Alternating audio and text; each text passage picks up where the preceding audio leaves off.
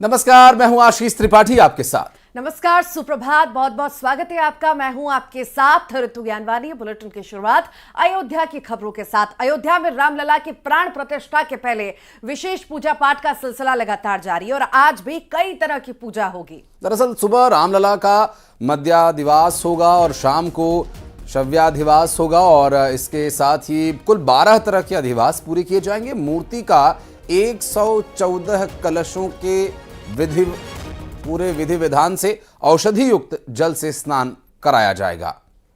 आज से रामलला के प्राण प्रतिष्ठा में शामिल होने के लिए मेहमानों का आना भी शुरू हो जाएगा। तो प्राण प्रतिष्ठा को लेकर अनुष्ठान लगातार जारी है। रामलला के 2 तरह के अधिवास होंगे। औषधि युक्त जल से स्नान कराया जाएगा। कल होगी रामलला की प्राण प्रतिष्ठा और उससे पहले सारी तैयारियां जोरों पर।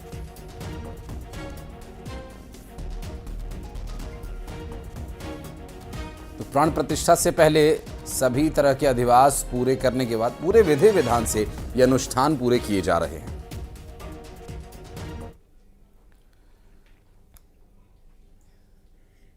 और अयोध्या में होने जा रही प्राण प्रतिष्ठा को लेकर आगर मालवा में मां बगुलामुखी मंदिर का दरबार सज चुका है। 51,000 दीपों से राम मंदिर की आकृति बनाई गई है और इस आकृति को 200 से ज्यादा महिलाओं और बच्चियों ने जलाया और दीपों की रोशनी से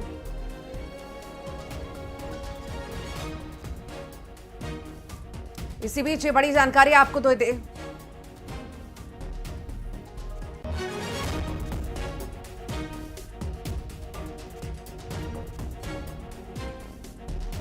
तो भोपाल से बड़ी खबर आपको बता दें, बीआरटीएस हटाए जाने का काम शुरू हो चुका है। देर रात बीआरटीएस को हटाए जाने का काम शुरू किया गया। दरअसल बैरागढ़ के हलालपुर बस स्टॉप से इसकी शुरुआत की गई। पीडब्ल्यूडी नगर निगम बीआरटीएस हटा रहा है। रेलिंग ब्लॉक हटाकर फिलिंग की गई है। पहले चरण में बैरागढ़ से लाल घाटी तक काम शुरू हो चुका है। ये बड़ा फैसला सरकार की ओर से लिया गया। कार्य योजना तैयार की गई, उसके बाद काम की शुरुआत हो चुकी है। ट्रैफिक व्यवस्था दुरुस्त करने के लिए, आम लोगों को कहीं ना कहीं राहत देने के लिए ये बड़ा फैसला लिया गया और इसकी शुरुआत भी अब हो चुकी है। अभी बैरागढ़ से लाल घाटी तक का बीआरटीएस हटाने का काम शुरू हो चुका है और जल्द से जल्द ये काम निपटेगा और लोगों को कहीं ना कहीं ट्रैफिक से निजात मिलती हुई नजर आएगी। इस वक्त हलालपुर चौराहा पर हैं भोपाल के और यहीं से बीआरटीएस के जो ब्लॉक्स और रेलिंग तोड़ने की हटाने की काम की शुरुआत हुई है। देखिए आप, एक एक रेलिंग यहां से हटाई गई है और जो ब्लॉक्स भी हैं जो बने हुए थे सीमेंटेड ब्लॉक्स, उनको भी हटाया गया और इनको धीरे धीरे यहीं से रिपेयर करना भी शुरू हो जाएगा। ये देखिए आप, जितनी रेलिंग्स हटाई गई हैं, पहले एक साइड की रेलिंग हटाई जा रही है और ये सभी ट्रॉली में रखी गई हैं। ऐसे ही पहले ये रहेगा, ये जो गैस सिलेंडर है इनका भी इसमें इस्तेमाल हो रहा है। आपको बता दें, पहले एक तरफ की रेलिंग हटाई जाएगी, ब्लॉक्स भरे जाएंगे, समतल किया जाएगा, फिर ये दूसरे तरफ की रेलिंग का नंबर आएगा, इसके बाद ये पूरा ब्लॉक्स हटाया जाएगा। ये ब्लॉक्स हटाकर प्लेन कर दिया जाएगा, इन्हें फिल किया जाता रहेगा जहां जहां से भी रेलिंग हटती जाएंगी, ताकि अगले दिन ट्रैफिक डिस्टर्ब ना हो। और ये बता दें, चूंकि बहुत ही व्यस्त रास्ता है, भोपाल से इंदौर जाने वाला ये रास्ता है और इसीलिए व्यस्तताएं बहुत होती हैं, इसलिए रात का समय चुना गया है। आपको ये भी बता दें कि इस ट्रैक पर सॉइल टेस्टिंग का काम भी चल रहा है। भविष्य में यहाँ पर एक डबल डेकर पूरा फ्लाईओवर भी बनेगा, जिसपे एक सबसे ऊपर मेट्रो, उसके बाद जो ट्रैफिक है, बाकी ट्रैफिक रहेगा। उस नजरिए से बहुत महत्वपूर्ण हो जाता है और ये जरूर है कि समय जरूर लगेगा थोड़ा सा इस काम में। तो जरूर आपको दिखा दें, ये यहां तक आज का काम हुआ है, लेकिन थोड़ी देर में ये काम फिर आगे बढ़ेगा और इसी नजरिए से आप देखिएगा, ये पूरा जो ट्रैक है यहां से काफी लंबा, कुछ किलोमीटर का ट्रैक है और वहां तक काम होने में थोड़ा वक्त लगेगा। कैमरामैन मनीष सेंगर के साथ प्रशांत कटारे, न्यूज 18 भोपाल। और चलिए अब बात करेंगे मौसम की। सबसे पहले जिक्र ग्वालियर का करते हैं। यहां पर सर्दी का सितम लगातार जारी है। सुबह 6:30 बजे विजिबिलिटी 0 हो चुकी थी। शनिवार को सीजन का 8वां कोल्ड डे रहा है। दरअसल ग्वालियर दतिया में आज भी कोल्ड डे रहेगा और 48 घंटे में शीतलहर का असर और बढ़ेगा। तो अगर आप कहीं बाहर जाने का प्लान कर रहे हैं तो थोड़ा सोच समझ के कीजिएगा, क्योंकि सड़कों पर विजिबिलिटी लगभग 0 हो चुकी है और ठंड का जो असर है वो काफ़ी ज़्यादा है। तो ऐसे में बाहर जाना थोड़ा सा मुश्किल भरा फैसला हो सकता है, लेकिन अगले 48 घंटे के लिए तो बिल्कुल भी प्लान ना करें, क्योंकि मौसम विभाग की तरफ से पूर्वानुमान ये जताया जा रहा है कि जो ठंड है वो ज़्यादा हो सकती है और ऋतु यहाँ पर फॉग की वजह से लोगों को आवाजाही में दिक्कत हो सकती है। और हमेशा ही हम तस्वीर यहाँ पर ग्वालियर में चंबल की ओर देखते हैं कि बर्फीली हवाओं की वजह से कहीं ना कहीं हमेशा ठंडक बनी रहती है और कुछ ज़्यादा ही ठंडक इस बार हम देख रहे हैं। तापमान में लगातार गिरावट, हल्की बूंदाबांदी और साथ ही साथ विजिबिलिटी जिस तरह से आज ना के बराबर हो चुकी है, आने वाले 48 घंटे में और ज़्यादा ठंड बढ़ सकती है। और सुशील हमारे सहयोगी इस वक्त हमारे साथ जुड़ गए, उनसे बात करते हैं। सुशील, क्या स्थिति है फिलहाल और क्या पता चल पा रहा है कि कितने दिन तक ये परेशानी रहेगी? फॉग कैसा है, ठंड कैसी है वहां पर? बिल्कुल, देखिए पूरा ग्वालियर चंबल अंचल कश्मीर हिमाचल की बर्फीली हवाओं के चलते ठिठुर रहा है और आज 21 जनवरी के दिन भी आप देख सकते हैं कि जो कोहरा है वो लगातार बढ़ता जा रहा है और सुबह 6:30 बजे के करीब विजिबिलिटी 0 रही थी। आप देख सकते हैं कि अभी भी जो सड़कों पर कोहरे की स्थिति है, विजिबिलिटी अभी भी 20 मीटर से ज़्यादा नहीं है। यही वजह है कि सुबह के वक्त जो भी वाहन सड़कों से गुजर रहे हैं उन वाहनों को हेडलाइट जलाकर निकलना पड़ रहा है और सुबह के वक्त जो लोग निकल रहे हैं उनका बड़ा बुरा हाल हो रहा है। आप देखिए, ये 20 मीटर दूर जो व्यक्ति आ रहे हैं वो साफ तौर पर नज़र नहीं आ रहे हैं, उसके आगे देखना मुश्किल हो रहा है। और इसी कोहरे और बर्फीली हवाओं के चलते जो मौसम बना है, इस मौसम के वजह से उत्तर भारत के पंजाब, कश्मीर, हिमाचल की तरफ से जो ट्रेनें आ रही है वो लगातार 12 से 18 घंटे की देरी से चल रही है। इसके अलावा जो मौसम है वो भी लगातार ग्वालियर में कल 8वां कोल्ड डे रहा है और आज भी ग्वालियर में जो हालात है वो कोल्ड डे के बन रहे हैं। आप देखिए किस तरह से लोग जा रहे हैं, इनसे ही बात करने की कोशिश करते हैं कि किस तरह के हालात हैं। आप देखिए, ये जो सुबह के वक्त 7 बजे के बाद भी हेडलाइट जलाकर वाहनों को चलना पड़ रहा है। ये आ रहे हैं, इनसे बात करने की कोशिश करते हैं। किस तरह की सर्दी है भैया? सर्दी कैसी है? अच्छी है, कोहरा भी है। हाँ कोहरा भी है। परेशानी तो होती है, परेशानी तो हुई। इस साल कैसी सर्दी पड़ी है? अच्छी पड़ी है, बहुत ज्यादा सर्दी हाँ। है। तो अब देखिए, लगातार जो लोग आ रहे हैं उन्हें भी सर्दी भीषण तरीके से परेशान कर रही है। मौसम विभाग का कहना है कि ये पूरा जनवरी का जो महीना है वो महीना इसी तरह से कड़ाके की सर्दी में गुजरेगा और जो हालात बन रहे हैं उससे आज भी ग्वालियर और दतिया में कोल्ड डे रहेगा। तो और अगर बर्फीली हवाओं का रुख अगर और तेज रहता है तो सीवियर कोल्ड डे भी रह सकता है। ठंड का सितम देखने को मिलेगा। फिलहाल बहुत शुक्रिया सुशील।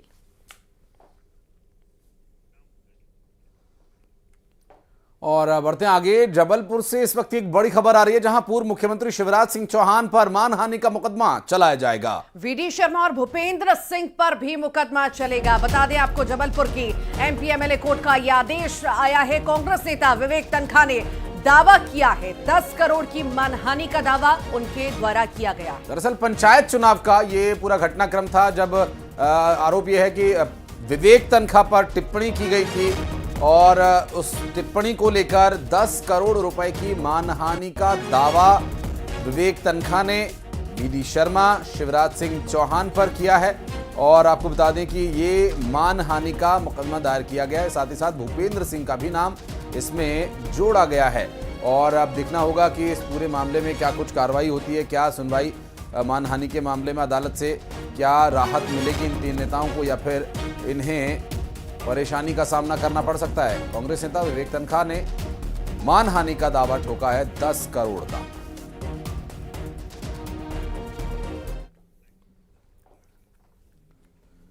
और गुना के पटाखा गोदाम में भीषण आग लगने का एक मामला सामने आया, जिसमें राघवगढ़ थाना इलाके का ये पूरा घटनाक्रम बताया जा रहा है। आग इतनी भयानक थी कि दूर से इसके लपटें और धुआं दिखाई दे रहा था। स्थानीय लोगों ने पुलिस और दमकल को इसकी सूचना भी दी। भारी मशक्कत के बाद दमकल ने आग पर काबू पाया और आग कैसे लगी फिलहाल ये साफ नहीं हो पाया है, लेकिन लाखों के नुकसान की आशंका जताई जा रही है। तस्वीरें गुना की, जहां पर पटाखा गोदाम में भीषण आग लगी।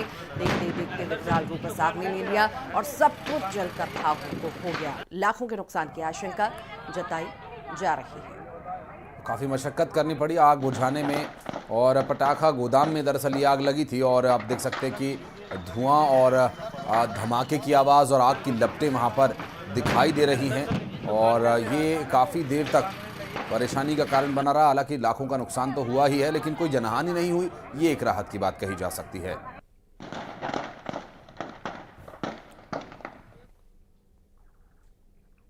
सीधी में साइकिल दुकान में भीषण आग लग गई। आग की वजह से दुकान का सामान जलकर खाक हो गया। बाद में दमकल की टीम मौके पर पहुंची, आग पर काबू पाया। हालांकि आग लगने की वजह अभी तक स्पष्ट नहीं हो पाई है कि आग लगी कैसे थी।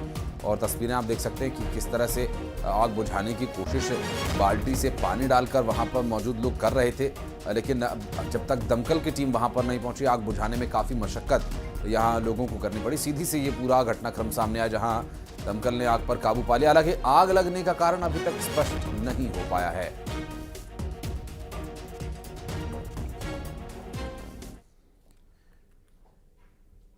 और इंदौर में बस में भीषण आग लग गई। यात्री किसी तरह से कांच तोड़कर बाहर निकलने में कामयाब रहे और आग की वजह से बस जलकर पूरी तरह से खाक भी हो गई। ये तस्वीर आपके सामने है। बाद में दमकल की टीम पहुंची, आग पर काबू पाया। पर राहत की बात ये रही कि समय रहते जो यात्री थे वो बाहर निकल आए, उन्होंने अपनी जान बचा ली, वरना बड़ा हादसा हो सकता था। ये तस्वीर आपके सामने इंदौर की तस्वीर आप देख रहे हैं। देवास इंदौर ये बस है जिसमें भीषण आग लगी और सब कुछ जलकर खाक हो गया। बस पूरी तरह से जलकर खाक हो गई। समय रहते हुए यात्रियों ने बस से यात्री उतर गए और अपनी जान बचा ली।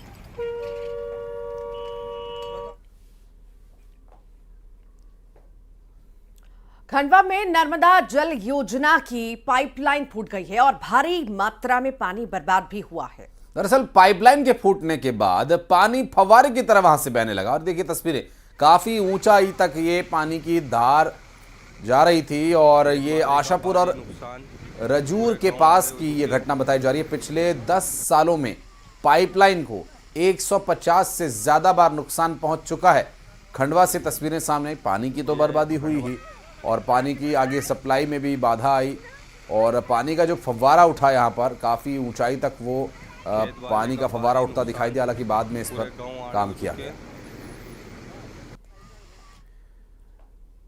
बढ़ते हैं आगे। धार के पीथमपुर में आरटीओ हृदेश यादव ने खुद आम यात्री बनकर ग्राउंड जीरो पर जाकर जांच की, जिसके बाद से बस चालकों और मालकों में हड़कंप भी मचा हुआ है। दरअसल आरटीओ को शिकायत मिली थी कि पीथमपुर में यात्री बसों में यात्रियों से नियम से अधिक किराया वसूला जा रहा है। और इसी शिकायत के आधार पर आरटीओ ने हकीकत जानने के लिए खुद आम यात्री बनकर बस में यात्रा की। फिर जो हकीकत सामने आई उसे देखकर आरटीओ चौंक गया। बसों में यात्रियों से तय किराए से अधिक किराया वसूला जा रहा था। 4 यात्री बसों को पुलिस थाने ले जाकर खड़ा किया गया। कानूनी कार्रवाई अब की जा रही है।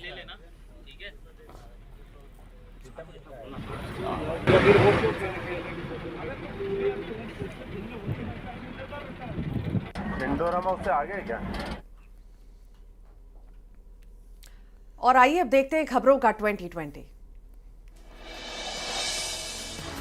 सीएम डॉक्टर मोहन यादव का